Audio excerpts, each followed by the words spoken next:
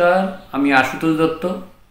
আমি আজকে আবারও ফিরে এসেছি বেশ কিছুদিন পর বায়োকেমিক চিকিৎসা বিজ্ঞানী হিসাবে, যে কিভাবে বায়োকেমিক চিকিৎসা বিজ্ঞানের লেটেস্ট উন্নতি হয়েছে, কিভাবে এটি ক্ষুদ্র শিল্প বা সাধারণ মানুষ বা গ্রামীণ মানুষের উপকার হতে পারে, সেই বিষয়ে আমি বিশদে এখানটা আলোচনা করব। তো এর আগে বিজ্ঞান নিয়ে আমি আলোচনা করেছি, তো আজকে আমি বায়োকেমিকের প্রাথমিক ধারণা আবার একটু উল্লেখ করছি, যে biochemic is the medical science of life based on biochemistry. অর্থাৎ বায়োকেমিক হলো মানুষের চিকিৎসা বিজ্ঞান, যার ভিত্তি হলো জীবন রসায়ন বা বায়োকেমিস্ট্রি। তো এর উপর বেস করেই বায়োকেমিক চিকিৎসা বিজ্ঞানের আবিষ্কার হয়েছে।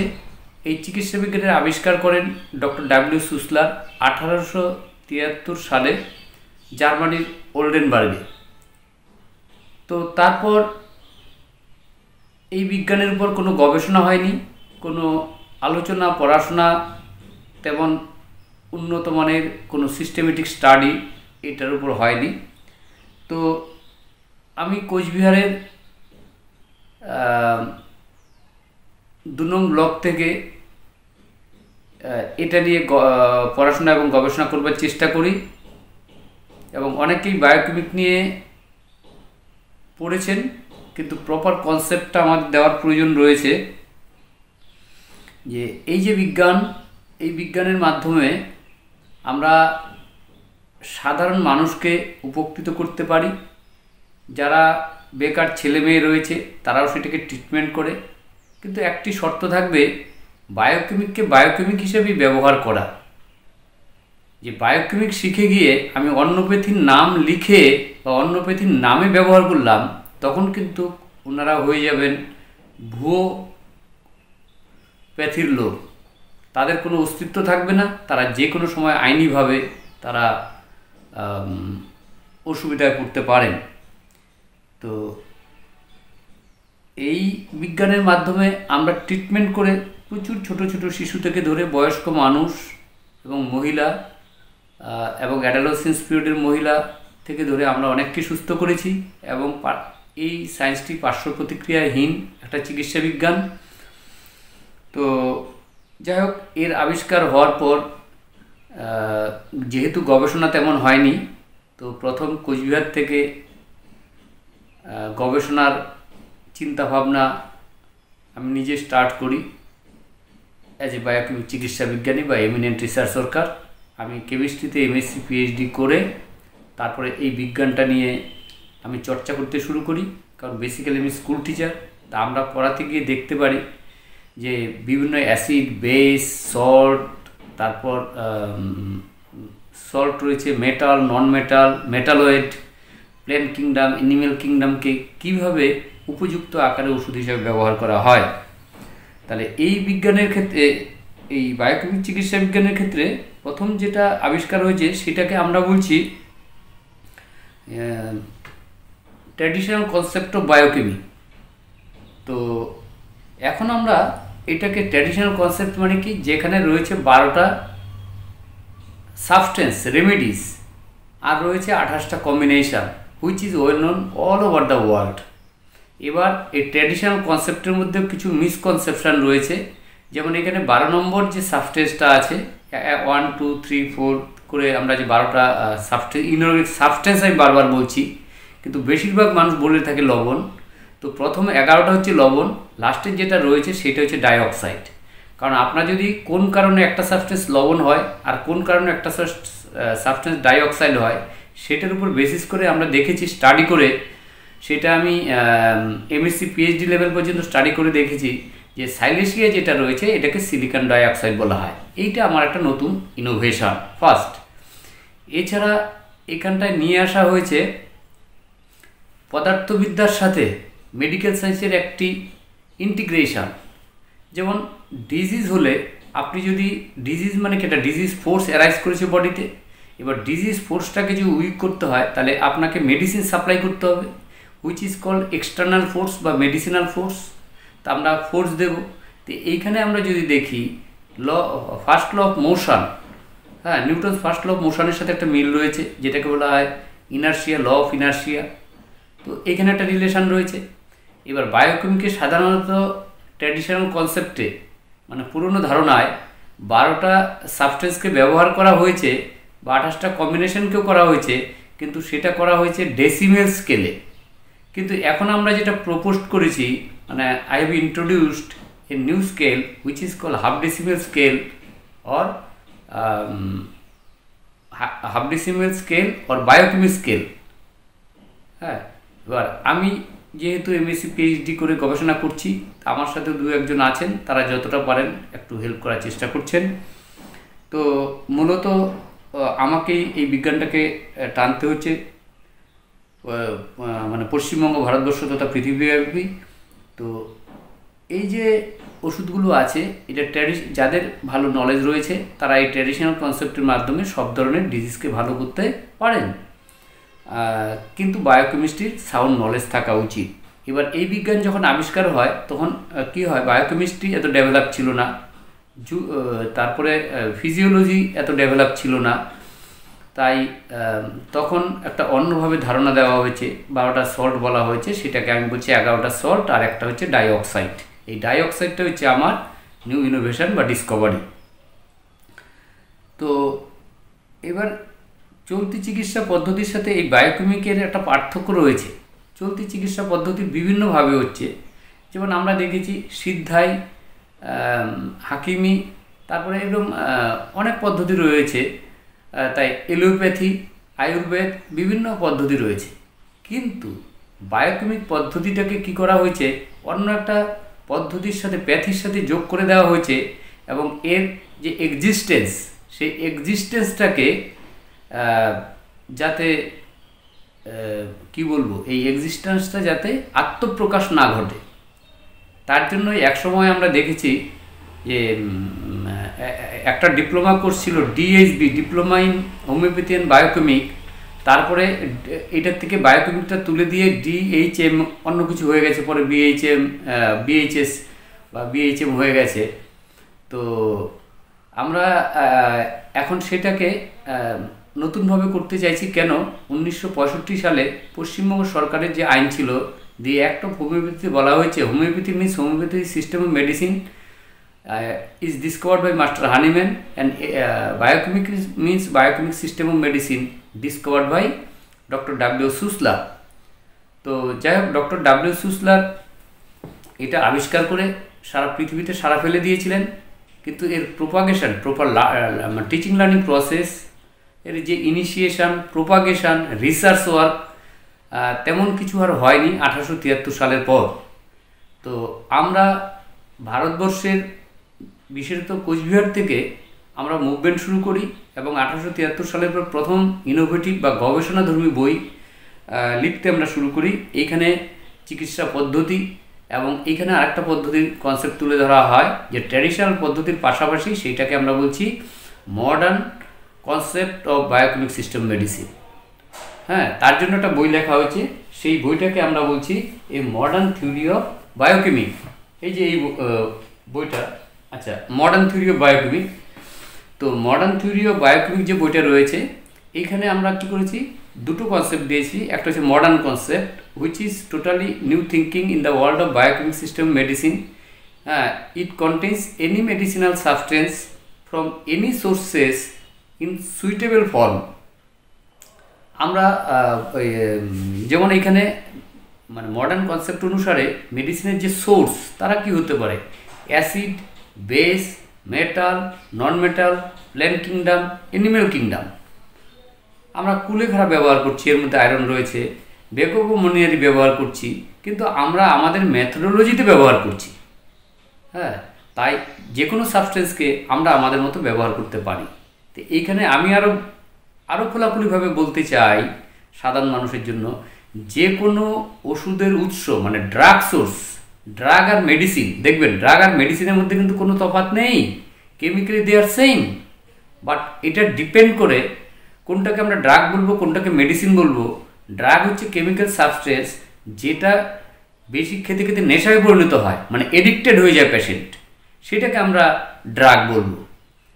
আর মেডিসিন কোনটাকে বলবো, যেটা ডিজিজ কিওর করার জন্য ইউজ করা হয়, কিন্তু এটা নেশায় পরিণত হবে না, তাই এটাকে আমরা বলছি মেডিসিন। এটা হচ্ছে ড্রাগ আর মেডিসিনের তফাৎ। তো আমরা যে পদ্ধতি যা ব্যবহার করি না কেন, বায়োকেমিক সিস্টেম অনুসারে আমরা যদি ওষুধগুলোকে ব্যবহার করি, তাহলে দেখা যায় কি পেশেন্ট সুস্থ হচ্ছে, দুর্বল হচ্ছে না, এবং সহজেই আমরা কিউর করতে পারছি, তার খরচও খুব কম। আমরা কোনো প্যাথিকে আমরা নেগলেক্ট করছি না। যেমন এলোপ্যাথি হচ্ছে ওয়ার্ল্ডের মধ্যে মোস্ট অ্যাকসেপ্টেড সিস্টেম, এবং এইখানে মডার্ন টেকনোলজি ব্যবহার করছে। আমরাও টেকনোলজি আমাদের থিঙ্কিংয়ে ব্যবহার করা যাবে, যে কোনো টেকনোলজি ব্যবহার করে ডায়াগনোসিস করে তারপরে আমরা মেডিসিন সাপ্লাই করব বা মেডিসিন প্রেসক্রাইব করব।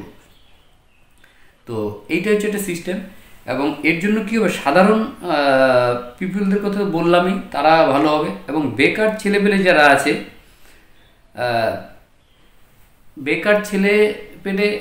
বেকার যারা রয়েছে, তারাও কি হয়, আত্মনির্ভরশীল হতে পারবে। আমরা আত্মনির্ভর ভারতে তারা কি করবে, তাদেরকে আমরা 6 মাসে 1 বছরের ট্রেনিং দিয়ে আত্মনির্ভর করে তুলতে পারি। এখন কিছু ইনস্টিটিউশন আছে, কিন্তু বিজ্ঞান জানা লোকের বড়ই অভাব, তাই প্রপার কনসেপ্টটা অনেকেই ক্যারি করতে পারছে না। তারা হোমিওপ্যাথি করছে না, বায়োকেমিক করছে, তারা ঠিক বুঝতে পারছে না। তাই আমি একমাত্র ব্যক্তি, যেখানে আমার গাড়িতেও ফোর হুইলারেও আমি লিখেছি যে বায়োকেমিক ডাক্তার। কারণ যেমন রবীন্দ্রনাথ ঠাকুরকে আমরা যেটা বলেছি সেলফ ট্রেন বায়োকেমিক ডক্টর, উনি বায়োকেমিককে আলাদাভাবে পড়েছেন। আমার যে বই আর একটা বের হবে, শিক্ষা এবং স্বাস্থ্য, সেখানে ওটা রবীন্দ্রনাথের কথা লেখা আছে। আর এছাড়া লেখা রয়েছে যে new thinking of biochemic medical science, এখানেও আমরা উল্লেখ করেছি বিভিন্ন বিজ্ঞানীদের যে কাজকর্ম থেকে ধরে রবীন্দ্রনাথের যে চিন্তাভাবনা, সেটাকে যারা অনেকেই হয়তো অনেকের কাছে জানা নেই যে রবীন্দ্রনাথ বায়োকেমিক ট্রিটমেন্ট করতেন। যদিও উনি ডক্টর নন, কিন্তু উনি ছিলেন মানে কী বলবো, বিজ্ঞান চেতনায় রবীন্দ্রনাথ এবং চিকিৎসা বিজ্ঞানের আলোকে রবীন্দ্রনাথ। তাই আমরা রবীন্দ্রনাথকে দেখেছি বিভিন্ন জিনিস পড়াশোনা করে, অ্যানাটমি ফিজিওলজি পড়ে তিনি এই ট্রিটমেন্টটা করতেন, এবং এটার ভূয়সী প্রশংসা করেছেন, এবং উনি প্রমাণও দিয়ে গেছেন। আচ্ছা, এছাড়া বিভিন্ন ডাক্তারবাবুরা ট্রিটমেন্ট করেছেন। আমি যেমন এটা লিখেছি, বায়োকেমিকটা কি, অ্যাকচুয়ালি 1830 সালের পর এই modern theory of biochemic and new thinking of biochemic medical science, এটা হচ্ছে একটা অত্যাধুনিক বই। এইখানে বায়োকেমিক বিজ্ঞানকে দেখানো হয়েছে যে এটা হচ্ছে জীবন বিজ্ঞান, মানে লাইফ সায়েন্স বা বায়োলজিক্যাল সায়েন্স, তারপরে হচ্ছে আপনার রসায়ন বিজ্ঞান, আর একটা হচ্ছে মেডিকেল সায়েন্স। এই তিনটার কম্বিনেশনে এটা তৈরি হয়েছে। তো তৈরি হওয়ার ফলে যে ট্র্যাডিশনাল কনসেপ্ট অনুসারে ডিজিজেরও কনসেপ্ট দেওয়া হয়েছে যে basic cause of the disease is the deficiency of the cell salt, যাতে মানে এই কারণে ডিজিজ হয় যে আমাদের শরীরে যে মিনারেলসগুলো থাকে এর অভাব হলে ডিজিজ হয়। এটা হচ্ছে বেসিক কজ। কিন্তু পরবর্তীতে আমরা দেখেছি যে অনেক সাবস্টেন্স থাকে, তাদেরকে বায়ো কম্পোনেন্ট বলা হয়, সেইগুলোর ডেফিসিয়েন্সিতে ডিজিজ হতে পারে, বা বেড়ে গেলেও সেগুলো কী হয়, ডিজিজ হতে পারে। যেমন আপনার সুগারের ক্ষেত্রে আমরা দেখেছি হাইপার গ্লাইসিমিয়া বা হাইপোগ্লাইসিমিয়া, থাইরয়েডের ক্ষেত্রে থাইরয়েডিজম, মানে তো হাইপার অ্যাসিডিটি, হাইপো অ্যাসিডিটি। তো এইগুলো আমরা সহজে কি করে বায়োকেমিক ওষুধ ব্যবহার করে সুস্থ করতে পারছি। তারপরে আমাদের বোনদের বা মেয়েদের যে পেইনফুল যে মেনস্ট্রুয়েশন হয়, ঋতুস্রাব হয়, তার জন্য আমরা বায়োকেমিক ওষুধ করলে যত তাড়াতাড়ি কাজ করে, কোনো প্যাথির ওষুধ এত তাড়াতাড়ি কাজ করে না। 10 মিনিটের মধ্যে আমরা সেটা কমিয়ে দিয়েছি। এবং অল ওভার বডি পেইন হলে বায়োকেমিকের যে মানে কি বলবো, বায়োকেমিকের যে আপনার ইফেক্টিভিটি, সেটা আপনি অবাক হয়ে যাবেন। অনেকে তো অবাক হয়ে যায়। তারপরে আমরা ওষুধগুলোকে নামকরণ করেছি যে বায়োকেমিক অ্যান্টাসিড, বায়োকেমিক বোন রেমেডি, বায়োকেমিক গ্ল্যান্ড রেমেডি, তারপর বায়োকেমিক ব্লাড রেমেডি, তারপরে first stage of inflammatory biochemic medicine, second stage of inflammatory biochemic medicine, biochemic antibiotic. হ্যাঁ, এই যে আমরা ওষুধগুলো বিভিন্নভাবে আমরা ডিহাইড্রোজেনেট রেমেডি, তারপরে পাস আর সাইনাস রেমেডি, যেটাকে সিলিকন ডাইঅক্সাইডকে আমরা বলেছি। তো এই ওষুধগুলোর নাম করে আমরা তুলে ধরেছি এবং উপযুক্ত সংকেত শুদ্ধ বিভিন্ন লিটারেচার সার্ভে করে এবং গবেষণামূলক কাজ করে এইগুলোকে কিন্তু লেখা হয়েছে। কারণ আমরা দেখেছি এর আগে যত বই বেরিয়েছে, ধরুন ডক্টর কনস্ট্যান্টাইন হেরিং, উনি যিনি ডেসিমেল স্কেল আবিষ্কার করেছিলেন, উনি বই লিখেছেন 12 tissue remedies. Boric and dewy লিখেছেন সেম নামে সুসলার 12 টিস্যু রেমেডিস। চ্যাপম্যান লিখেছেন, তারপর আরও অনেকেই বিভিন্ন বই লিখেছে। কিন্তু বইগুলো ছিল দেখলাম কি অ্যারোনিয়াস মানে কি হোমিওপ্যাথি থিঙ্কিং থেকে বইগুলো লেখা হয়েছিল, কিন্তু দুটো থিঙ্কিং টোটালি আলাদা। কারণ এটা যেভাবে ফাংশন করে, বায়োকেমিক্যালি যে রিয়াকশান করার মাধ্যমে মানুষকে সুস্থ করে, কিন্তু হোমিওপ্যাথির যে কি মেকানিজম সেটা কিন্তু আমরা একটু জানতে পারি যে সিঙ্গেল মেডিসিন সিঙ্গেল ডোজ, এটাকেই বলেছে। এর মধ্যে কোনো আলাদা কোনো গবেষণা নেই। গবেষণা বলতে বায়োকেমিক মেডিসিন ছাড়া তাদের কোনো অস্তিত্বও নেই। কারণ 1873 সালে যখন বায়োকেমিক বের হয় তখন সেটা ছিল হোমিওপ্যাথি যখন আইন হয়, homeopathy system of medicine, it includes the uses of biochemic remedies. তার মানে তারা বায়োকেমিক ব্যবহার করতে পারে, তাদের পড়াশোনা করার কোনো কথা এখানে লেখা নেই। তো হোমিওপ্যাথি ডাক্তার যারা আছে ওনারা ব্যবহার করছেন। কিন্তু আমার প্রশ্ন হচ্ছে, আমি ওয়ার্ল্ড লেভেলে বিভিন্ন জায়গায় জিজ্ঞেস করেছিলাম, আপনারা যে আয়রন ব্যবহার করছেন, রক্তের মধ্যে আয়রন কত স্টেজে থাকে, কোন ভ্যালেন্সি স্টেজে থাকে, কিভাবে ফাংশন করে। হ্যাঁ, তো পুরনো বইগুলোতে এরকম অনেক বই রয়েছে, ভুলভালে ভর্তি বইগুলো। তো এই বইগুলোতে আমরা একটু নতুনভাবে তুলে ধরেছি, যতটা পারা যায় নির্ভুলভাবেই এবং নতুন চিন্তা ভাবনায়, নতুন মাত্রায়, যেটা একটা সমাজ এবং দেশকে একটা দিশা দেখাচ্ছে। কিন্তু এই বিজ্ঞানটার প্রচার অনেক কম, তাই গভর্নমেন্ট অফ ইন্ডিয়ার কাছ থেকে আমরা একটা রেজিস্ট্রেশন পেয়েছি, biochemic education cell association, registered by government of India, ministry of corporate affairs. তো এইখানে আমাদের মডার্ন কনসেপ্টকে আমাদের অ্যাকসেপ্ট করা হয়েছে। বলা হয়েছে, in the light of modern concept আমরা সারা পৃথিবীতে, জেলা, রাজ্য, দেশ তথা সারা পৃথিবীতে with the collaboration of public, private or government ইনস্টিটিউশনের সাথে আমরা কাজ করতে পারি, কারণ সমাজ এবং দেশের স্বার্থে। এবং এটা নিয়ে স্বনির্ভরও হওয়া সম্ভব। কারণ যে অনেকে বেকার আছে, এটা নিয়ে যদি কোথাও বসে যায় ট্রেনিং নিয়ে, বা ডিপ্লোমা ডিগ্রি যদি এটা আমাদের গভর্নমেন্ট এগুলো করে, মানে আমাদেরকে পারমিশন দেন, আমরা সেই রেজিস্ট্রেশনের বেসিসে আমরা চেষ্টা করছি, তাহলে হয় কি এই বায়োকেমিকের মাধ্যমে অনেক মানুষের, দুর্গম এরিয়ার মানুষকে সহজেই ভালো করা যাবে। এবার শহরের যারা সচেতন মানুষ তারা এলোপ্যাথির কাছে আগে যান, তারপরে যদি এলোপ্যাথিতে ভালো না হয় হোমিওপ্যাথির কাছে যান, হোমিওপ্যাথি ভালো না হলে তারপর বায়োকেমিক ডাক্তারদের কাছে আসেন। হ্যাঁ, তো আমি এটাই বলতে চাইছি আপনাদের মাধ্যমে, এটা অত্যন্ত গর্বের যে কোচবিহারের মতো জায়গা থেকে বায়োকেমিকের উপর গবেষণা হচ্ছে। 1873 সালের উপর দুটো বই বেরিয়েছে, এবং যে বইটা নতুন চিন্তাভাবনায় লেখা রয়েছে, যার মাধ্যমে মানুষ সহজেই তার পছন্দের ওষুধকে, কোন রোগের জন্য কোন ওষুধ লাগবে বেছে নিতে পারবে। তো মানে এত সুন্দর একটা সিস্টেম। তো আমি সবাইকে বলবো, এই যে বইটা new thinking of biochemic medical science, এই বইটা, এখানে বিভিন্ন অ্যাক্টিভিটি আমার দেওয়া রয়েছে। আমরা যে প্রেস কনফারেন্স করেছি, তারপরে আমি ভারত সরকার থেকে ধরে রাজ্য সরকার বা বিভিন্ন জায়গায় আমি পাঠিয়েছি। তো তাই বায়োকেমিক সম্পর্কে একটা কোটেশন আছে, বায়োকেমিক হলো সম্পূর্ণ স্বাধীন, নিরাপদ, অনন্য আধুনিক চিকিৎসা বিজ্ঞান, যার ভিত্তি জীবন রসায়ন। তো এই বইগুলোতে আমরা আরও জিনিস তুলে ধরেছি। একটা ডাক্তার হলে জানতে হবে, গলা ব্যথা হলে খালি ওষুধ দিলেই হবে না, যে এটার জন্য এটা ওষুধ, কীভাবে ফাংশন করছে বায়োকেমিক্যাল রিয়াকশানগুলো সেটাও জানতে হবে। যেমন আমরা ডাক্তারবাবুরা বলেন লবণ দিয়ে গার্গল করতে গলা ব্যথা হলে, কেন করেন? গলা পরিষ্কার হওয়ার জন্য। এই ধরনের যে এক্সপ্লেনেশনগুলো সেগুলো এখানে দেওয়া রয়েছে। তারপরে কার্বন মনোক্সাইড কেন কার্বন ডাইঅক্সাইডের থেকে বেশি হার্মফুল, এই জিনিসগুলো তুলে ধরা হয়েছে। তো তাই আমরা তুলে ধরেছি ভিটামিন ডেফিসিয়েন্সি। মডার্ন কনসেপ্টে ভিটামিনের ডেফিসিয়েন্সির ডিজিজ হয়, আর আমাদের বায়োকেমিকের বেসিক কনসেপ্ট হচ্ছে deficiency of the different substances. হ্যাঁ, এবার জল ডেফিসিয়েন্সি হলে আমাদের ডিজিজ হয়। হিউম্যান ব্রেনে 85% জল থাকে, তাই আমরা উপযুক্ত মাত্রায় যাতে জল পান করতে পারি। শিশুরা যখন মাতৃগর্ভে থাকে তারা ওয়াটার ব্যাগের মধ্যে তাদের অনেক বেশি জল পান করতে হয়। তো জল পান করতে হয় মানে তারা জলের মধ্যেই ওয়াটার ব্যাগে থাকে, তখন বডিতে তাদের জল থাকে প্রায় মানে 70 থেকে 92%। ইভেন একুয়াটিক যে অ্যানিমেলগুলো আছে বা প্রাণীগুলো বা প্ল্যান্টগুলো আছে তাদেরও জলের পরিমাণ 92% থাকে। আমাদের অ্যাডাল্ট হিউম্যান বডিতে মিনিমাম 70% ওয়াটার থাকা দরকার। তাহলে আমাদের যে বডিটা, যেটাকে বলা হয় বায়োকেমিক্যালি ফর্ম বডি, বায়োকেমিক্যালি যে দেহটা তৈরি হয় সেটাকে বলা হয় বায়োকেমিক দেহ, বায়োকেমিক্যালি ফর্ম হয়েছে।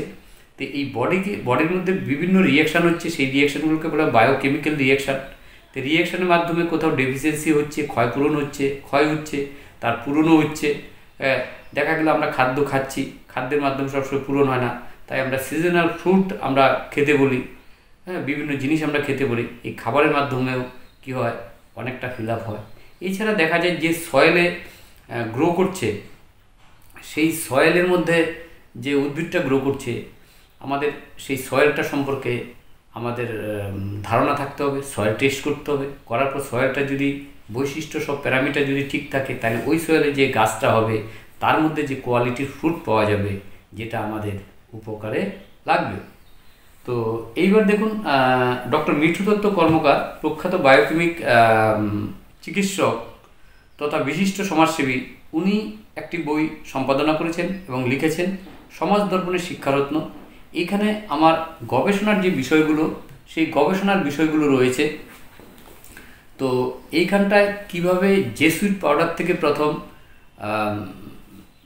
ম্যালেরিয়ার ওষুধ তৈরি হয়েছিল তাও এখানটা আছে। আমার বিভিন্ন গবেষণাপত্র এখানটায় রয়েছে, ন্যাশনাল ইন্টারন্যাশনাল গবেষণাপত্র, বিভিন্ন পেপার কাটিং, পেপারে আমরা খবরের কাগজে যে জিনিসগুলো লিখে থাকি, যেমন আজকেও উত্তরবঙ্গ সংবাদে আমার লেখা বেরিয়েছে রসায়নের উপর। তো এরকম প্রচুর বিভিন্ন পেপারে লিখেছি, বিভিন্ন কর্মকাণ্ডের যে কাজ হয়েছে তাও এখানটায় লেখা রয়েছে। তো আমি দেখেছি। তারপরে মেডিসিনাল প্ল্যান্টকে আমরা অন্তর্ভুক্ত করেছি এখানটা। দেখুন, এই যে তার জন্য ভেষজ উদ্যান করা হয়েছে আমবাড়ি ধুনিরামা স্কুলে, টোটালটা আমার উদ্যোগে। এই যে গাছগুলোর থেকে আমরা নিম থেকে ধরে, কালমেঘ থেকে ধরে, হরিতকি থেকে ধরে, বাসক থেকে ধরে, তারপরে এই যে গাছগুলো আছে একাঙ্গী, এদের কাজকর্ম, ঔলট কম্বল, এগুলো আমরা এখানে এইগুলো ধরে রেখেছি, ফাংশানগুলো ধরেছি। তাতে শিক্ষার্থীরা, সাধারণ মানুষ এসে শিখতে পারছে এবং এর উপকারিতা সম্পর্কেও জানতে পারছে। আয়াপন রয়েছে পান গাছ। আমরা কেন পান খেতে বলবো, খালি পান খেলে মুখের দুর্গন্ধ দূর হয়, অ্যাসিডিটি দূর হয়ে যায়। বিজ্ঞান ভাবনায় জীবন ও জীবিকা, এখানে বিজ্ঞানের সাথে আমি কেরিয়ারকে তুলে ধরেছি, বিজ্ঞানের বিভিন্ন ভাগকে তুলে ধরেছি। এবং এখানে চিকিৎসা বিজ্ঞানের সময় আর্যভট্টের পর আমরা বায়োকেমিক মেডিকেল সায়েন্সকেও তুলে ধরেছি, যেটা this science is neglected all over the world. যদিও it is approved and accepted by Central Act and along with the other pathy and supported by WHO also. তো আমাদের এই বার্তা, বায়োকেমিক ব্যবহার করুন, এর খুব উপকার রয়েছে এবং এই শিক্ষাটা গ্রহণ করুন। আমরা বিভিন্ন প্রশিক্ষণের মাধ্যমে আমরা সেটা ট্রেন করবার চেষ্টা করব এবং বিভিন্ন বই, আমাদের দরকার হচ্ছে সায়েন্টিফিক বই, সেই বইগুলো আমরা বের করার আগে চেষ্টা করছি। ধন্যবাদ, ভালো থাকুন।